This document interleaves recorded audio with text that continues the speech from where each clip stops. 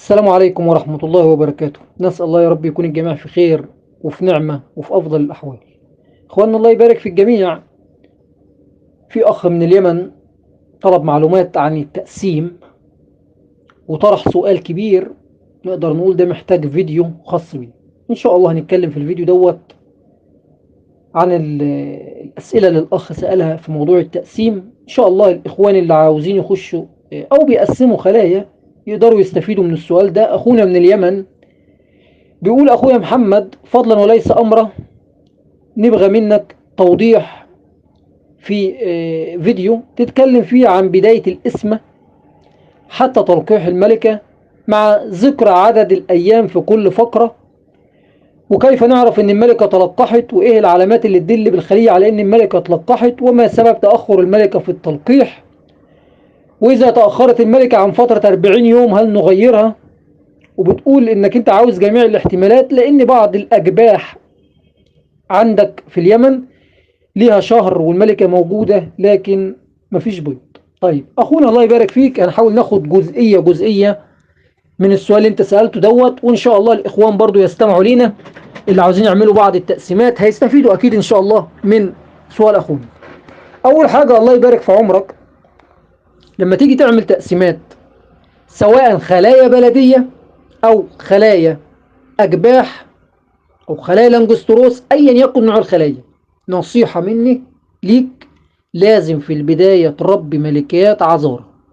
ربيت ملكات عذارى، تمام، أشوف الملكات العذارى دي هل هيكون فيه شروط، شروط لابد تتوفر عندك ان الملكات دي تتلقح. ايه هي الشروط اللي لابد تتوفر عشان الملكات العذارى تتلقح؟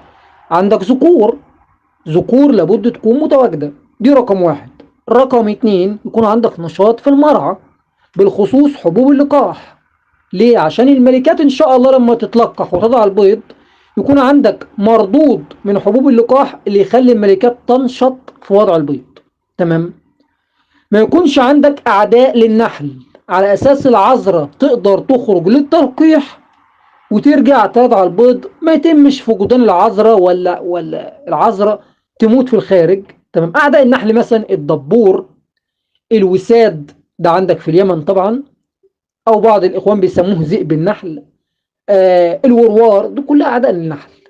طبعا اي عدو من اعداء النحل دي موجود عندك صعب تعمل تقسيمات. تمام.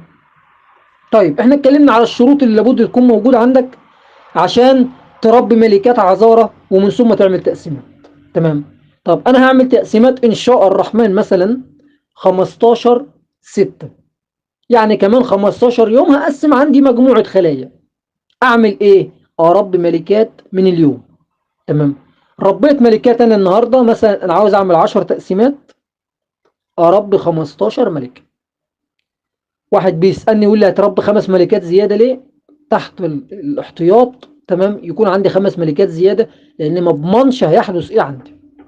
عاوز اعمل 20 تقسيمه، اربي 25 ملكه. تمام. يبقى دايما اخلي عندي فائض في الملكات العذارى اللي انا هربيها ازيد من التقسيمات بخمس ست سبع ملكات او 10 ملكات، مش هيخسروني، بل بالعكس انا كنحال هستفيد منها. تمام.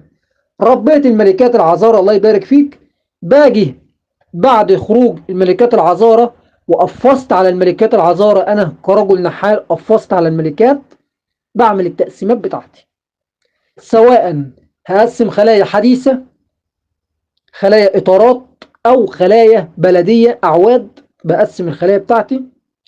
طبعا في بعض الاخوان ممكن يقسم ويترك التقسيمات داخل المنحل، في واحد تاني ممكن يقسم وينقل التقسيمات بعيد مثلا عن المنحل 4-5 كيلو.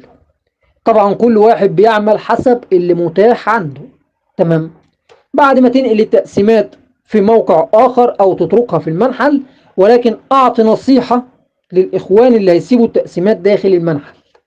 التقسيمات اللي هتسيبها داخل المنحل لو أنت بتقسم خلايا نقدر نقول إطارات أو خلايا لانجستروس، تمام، اللي هي الخلايا الحديثة براويز، لابد تكون الخلية التقسيمة جنب الخلية الأم علشان ما يرجعش كمية نحل سارح للخلية الأم والتقسيمة تكون ضعيفة معاك.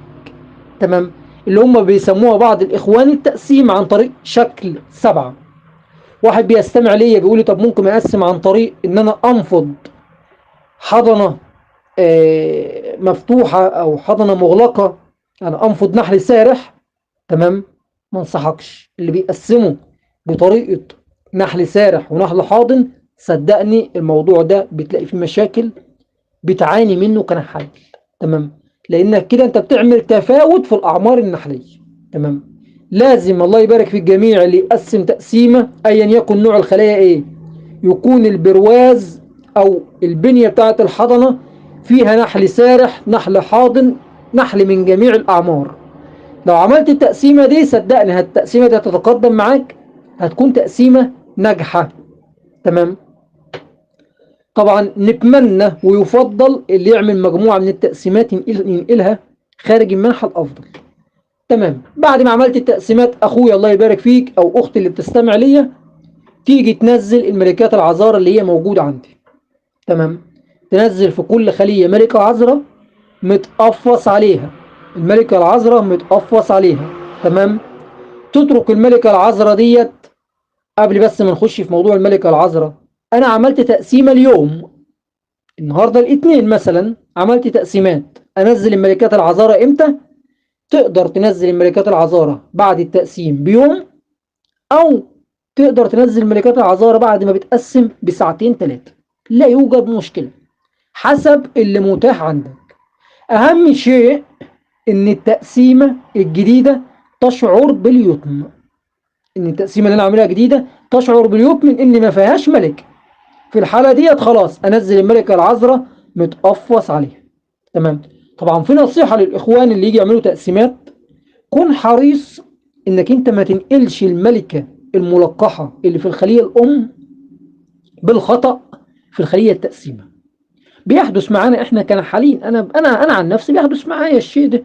بيكون واحد مثلا بيعمل 30 تقسيمة 40 تقسيمة، ساعات بيخطأ وبيشيل ملكة ملقحة في الخلية التقسيمة. تمام. بس احنا بنقول على قد ما نقدر نكون يعني نشتغل بحرص. تمام. لان الملكة اللي انا هنقلها بالخطأ واحطها في التقسيمة وتكون ملكة ملقحة، تمام، انا هضر الخلية الام، هخلي الخلية الام كده يتيمة. تمام. فانا بكل هدوء كده مثلا في المنحل هقسم، خلينا نقول على 3 براويز، بشيل البرواز الاول ما شاء الله تبارك الله اللي هو نقدر نقول برواز العسل او مخزون العسل، واشيل البرواز الثاني اللي هو الحضنة المغلقة، واشيل البرواز الثالث اللي هو الحضنة المفتوحة. حطيت ال3 براويز دول، اتأكدت ان مفهومش الملكة. تمام. في الخلية الفاضية طبعا الخلية الفارغة، ومن ثم حطيت بعديها بساعتين 3 حطيت الملكة العذراء، او لو انا مش هيكون عندي الوقت متاح هاجي تاني يوم واقوم منزل الملكات العذارى متقفص عليها. تمام. طيب بالنسبة للإخوة اللي شغالين في الخلايا الأعواد البلدية نفس الكلام، أنت بتقسم مثلا على بنيتين أو على 3 بنيات، تمام، أو 4 بنيات حسب ما أنت عاوز تقسم مع كثافة نحلية. تمام. ونفس الشيء تنزيل العذارى برضو، لا إما بتيجي تنزلها بعدها بساعتين 3، لا إما بتيجي تنزلها بعدها بإيه ب 24 ساعة. تمام. نزلنا الملكات العذارى، قفصنا عن الملكات العذارى. امتى يتم الافراج عن الملكة العذراء؟ انا بعد ما انزل الملكة العذراء افرج عنها بعد 48 ساعة، يعني بعد يومين. تمام. بعد يومين اجي افرج على الملكات العذراء، ولكن قبل ما افرج على الملكات العذراء افحص التقسيمة بتاعتي بالخصوص الخلايا الحديثة، اشوف لو النحل بنى بيوت ملكية لا قدر الله، اقوم مهدم البيوت الملكية وافرج على العذراء بكل هدوء. وبعد ما افرج على العذراء بكل هدوء اقفل التقسيمه بتاعتي، بحيث لا قدر الله ممكن العذراء بتاعتي تطير او تكون مثلا خارجه منزعجه وتطير. تمام. لما احنا جينا ذكرنا قلنا التقسيمه نحط فيها ايه؟ برواز مخزون من العسل. انا ذكرت الكلام ده في البدايه صح؟ طب ليه؟ علشان ما اجيش اغذي التقسيمات. يفضل عدم تغذية التقسيمات حتى تضع الملكة البيض وتتلقح. تمام. يبقى أنا كنحال ما غذيش التقسيمات بتاعتي، لأن تغذية التقسيمات ممكن مثلا يتم قتل الملكة، وبتساعد وبتسرع من وتيرة ان الخلية تكذب. تمام. الملكة اتلقحت وضعت البيض، غذي يا عم التقسيمات وجيش التقسيمات عندك، لا يوجد مشكلة. تمام. طيب الله يبارك في الجميع. بعد ما رحت افرقت على الملكة العذراء، سواء في خلية اعواد اجباح بلدية او خلايا حديثة. تمام. الملكة العذراء دي المفروض تخرج تتلقح متى؟ خليني اقول ان انا هفرج عن الملكة العذراء ان شاء الرحمن بتاريخ 1/6. تمام. 1/6 يعني كمان يومين ولا 3 هفرج عن الملكات العذارى. تمام. تتلقح الملكات العذارى دي عندي امتى تقريبا؟ اولا كل شيء في علم الغيب من عند الله سبحانه وتعالى، ولكن تقريبا بتكون بعد 5 أو 6 أيام الملكة دي نقدر نقول مهيئة ان هي تخرج للتلقيح، ومن ثم تنزل. بعد ما تنزل مرة أخرى، تمام، تجلس يوم أو 2 وتضع البيض. تمام. لأن الخطوات اللي الملكة بتقوم بيها، أول حاجة بعد ما انت بتفرج عن الملكة العذراء، الملكة العذراء بتتجول داخل البراويز في الداخل أو داخل الخلية الجبح، وطبعا بتاخد سيطرتها داخل الخلية. تمام. وبعد كده تخرج في رحلة استكشاف. تخرج في رحلة استكشاف.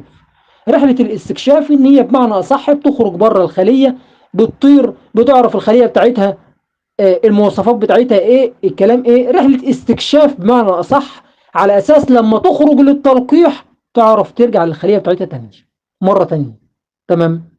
فاصبح ان بعد ما هي خرجت للاستكشاف تخرج للتلقيح، تتلقح، ترجع الخلية، بتضع البيض بعديها بمسيرة يوم او 2. ما بترجعش من التلقيح تضع البيض على طول، لا، تجلس لها حوالي 24 ساعة او 48 ساعة وترجع تضع البيض.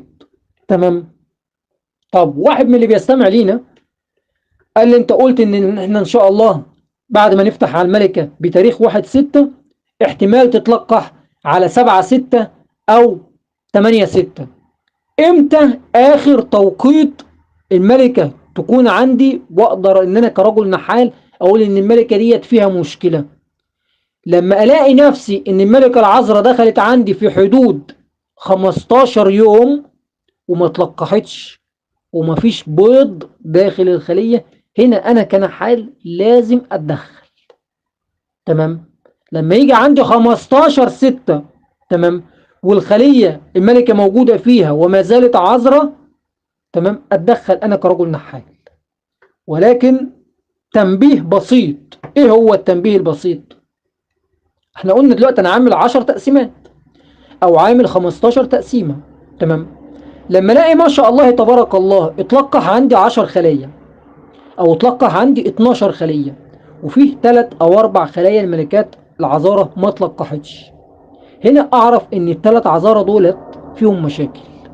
ليه؟ لان انا اتلقح عندي جزء، والملكات اللي اتلقحت ديت وضعت البيض، انما الخلية او الاثنين او ال3 خلايا اللي باقيين اللي متبقيين عندي والملكات ما خرجتش للتلقيح، دولت ما انتظرش عليهم. دول مباشرة لو انا عندي ملكات عذارى اغير الملكات دي. ما عنديش، نصيحة مني ليك اخويا النحال او اختي النحال اللي تستمع ليا، ضم ال3 أو 4 خلايا اللي الملكات بتاعتهم جلست 13 يوم او 15 يوم ما تلقحتش الملكات دي، ضمهم عشان ما يخشوش عندك في تكذيب. تمام. ليه؟ لان احنا قلنا في مجموعة اتلقحت من الخلايا، المجموعة الاخرى ديت ممكن يكون في بقى مشاكل في الملكات، ممكن يكون عند الملكات اعاقة، ممكن يكون الملكة فقدت الرغبة بتاعتها في التلقيح. تمام. دي امور ناخدها بعين الاعتبار. تمام. طيب ايه ممكن برضو نصايح تانية نقولها للنحال؟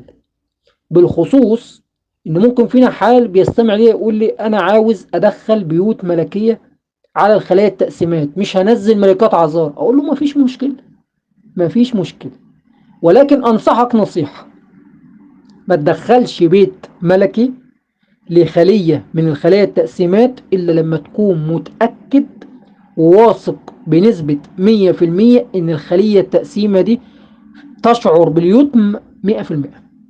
لان خلي بالك انت هتنزل بيت ملكي للخلية التقسيمة بدون ما تقفص عليه، فالخلية لو ما شعرتش باليتم هتضربه يعني هتخربه يعني. تمام.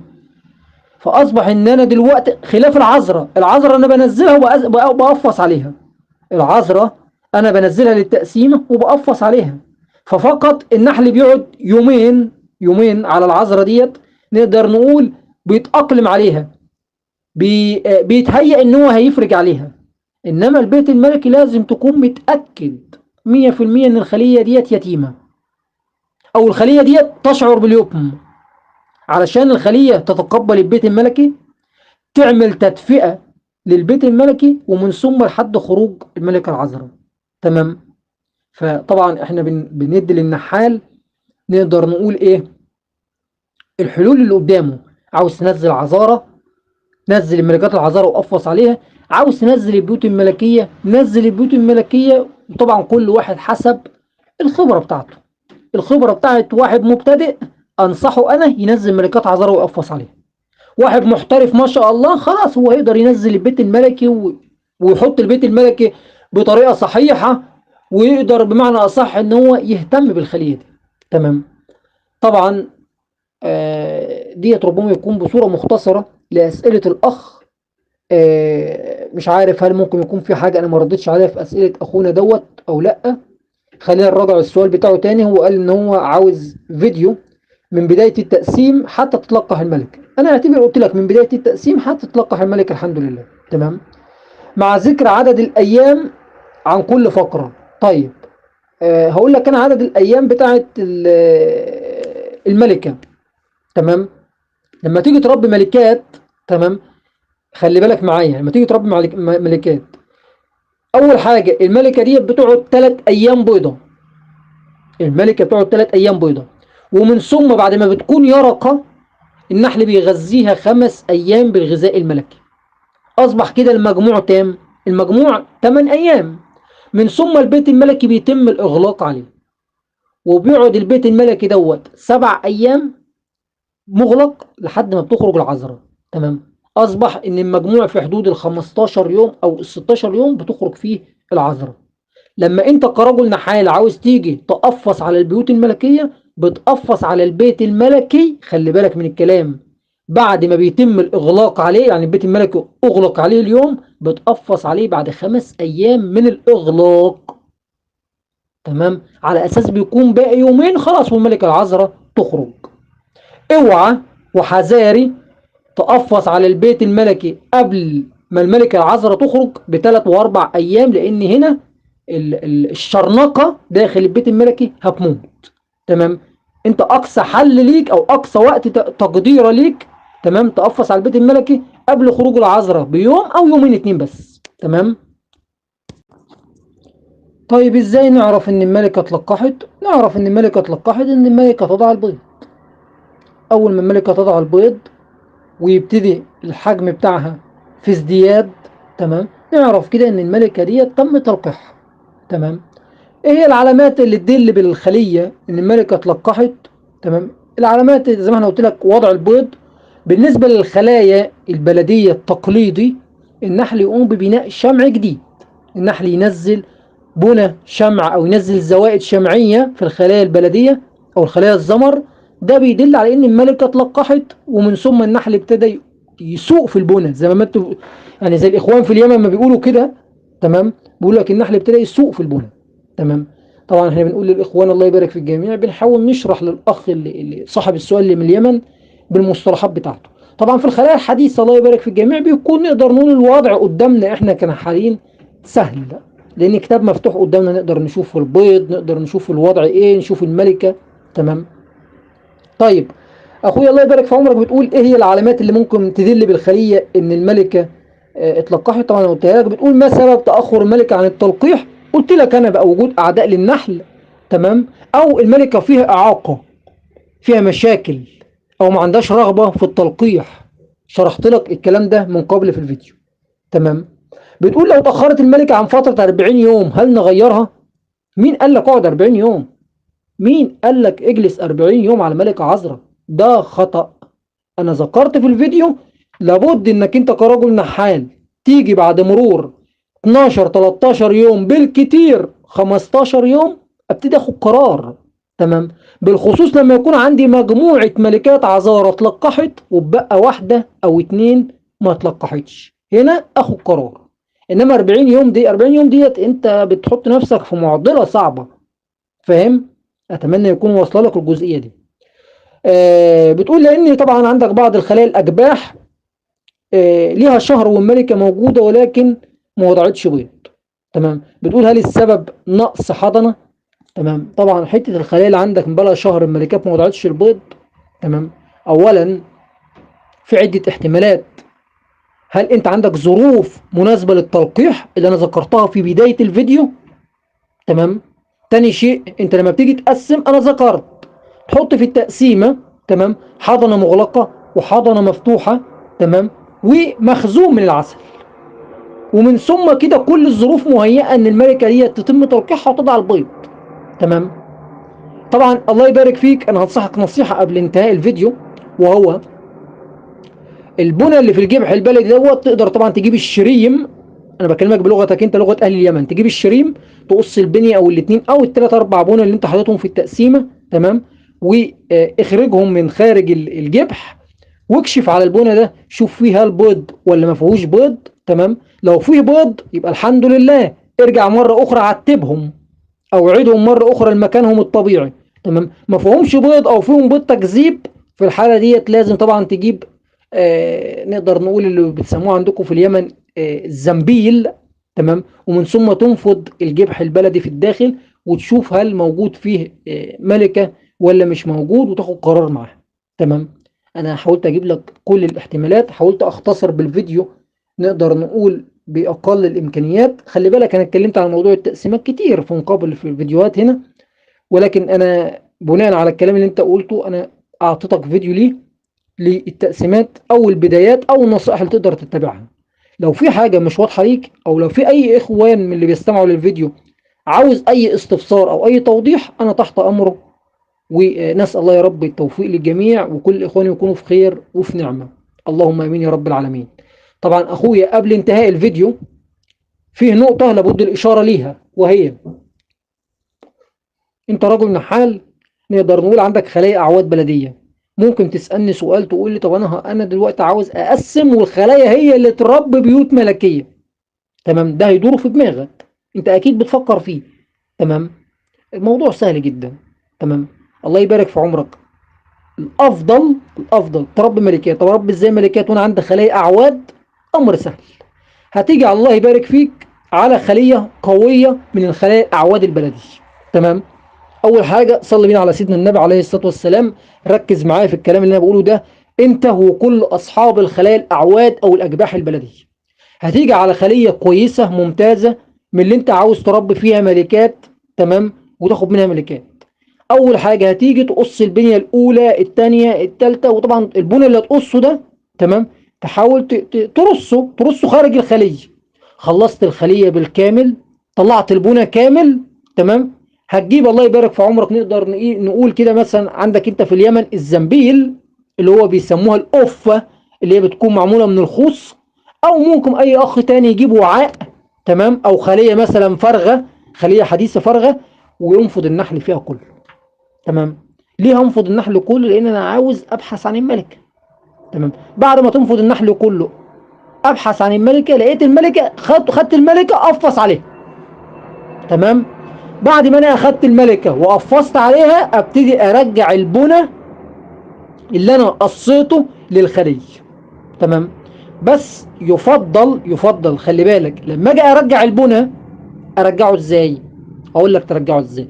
ترجع في البداية الله يبارك في عمرك اول بنية، تمام، اللي هي تكون دايما العسل وخبز النحل، او انتوا في اليمن بتسموه عندكم الردم او حبوب اللقاح. تمام. ده اول حاجة ارجعه في العود، اعتبه في الخلايا الاجباح البلدية، اعتبه، ومن ثم ارجع بعد كده البيض والحضنة المفتوحة والحضنة المغلقة، وفي النهاية خالص، تمام، ارجع بنية او البنيتين العسل الباقيين. تمام. وابتدي طبعا معظم النحل هيبتدي يرجع الخلية مرة اخرى، صح ولا لا؟ معظم النحل السارح هيبتدي يرجع الخلية مرة اخرى، هيبتدي يخش للبنى. تمام. ولو بقى نحل في الزنبيل او في الخلية، نحل نقدر نقول حاضن، تمام، اقدر انا كنحال ارجعه مرة تانية الخلية. طيب النحل لما يخش الخلية دلوقتي ايه اللي هيحدث؟ اللي هيحدث طبعا ان النحل طبعا يخش الخلية هيستشعر بعدم وجود الملكة، لان الملكة احنا قلنا قفصنا عليها صح؟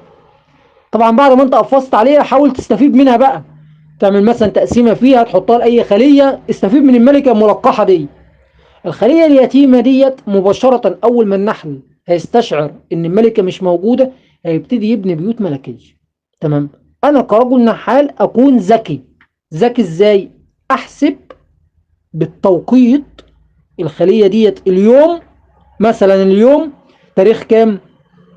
29/5. تمام. أو 1/6، خلينا نقول 1/6. تمام.